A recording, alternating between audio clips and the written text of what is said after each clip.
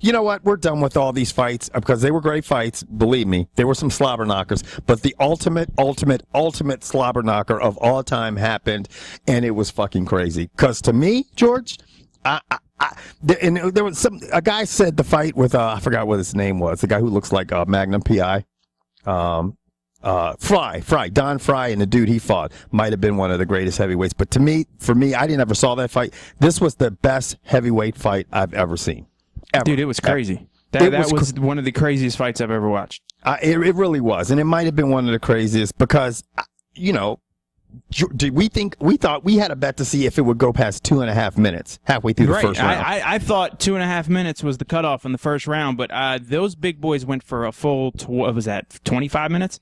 25 minutes, man, of just craziness. Now, it was crazy. I think at the end of, when you look at what they did, it looked definitely like Bigfoot at one point. I honestly was going, man, this is kind of crazy. This guy looks in really bad shape. I don't know how the fuck he's standing, and he is getting punished. I think he got the worst by far, the punishment.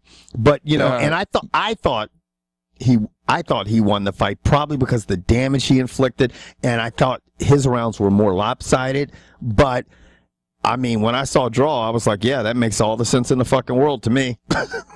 Yeah, because I mean, I think everyone would love to see that happen again. Whether it's 3 rounds or 5 rounds, I don't think anyone. And Dana's got to be thrilled because that gives Dana a legitimate headlining match on a free card or even a pay-per-view. I mean, it has to have some, maybe not headlining a pay-per-view, but he might be able to get away with it. If he doesn't have a title fight and they needed 2 guys to step in to try to save a pay-per-view, there's some people who are going to hear about this fight and watch this fight or try to watch it and they can't.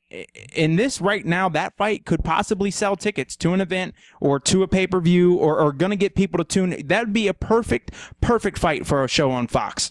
Oh yeah, without a doubt. And it to me right now, there's not a contender that can get fight of the year over that fight right now. That is the fight of the year right now. I mean, being in the last month of the year, I don't see a fight that was better than that. You probably have better, more technical fights, obviously, but that fight was just a straight fucking brawl, Now, I'm going to say this, and some people out there probably will disagree with me or something like, I think Bigfoot Silva got a huge fucking break when they split him up and let them look at that eye, because I felt like, Hunt, is obviously he didn't have as much behind his power. People are like, why didn't Hunt knock him? I'm like, dude, you fight for fucking 4 or 5 rounds like that, and you're so tired you can't fucking punch a hole in a piece of paper by that time. But he really had fucking, Bigfoot Silva in trouble, and all of a sudden he came in between them and they stopped the fight.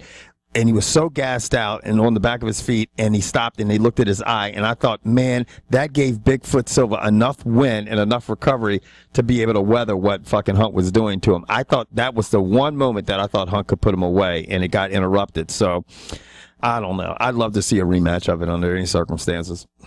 Yeah, I mean, that would definitely be I would tune in.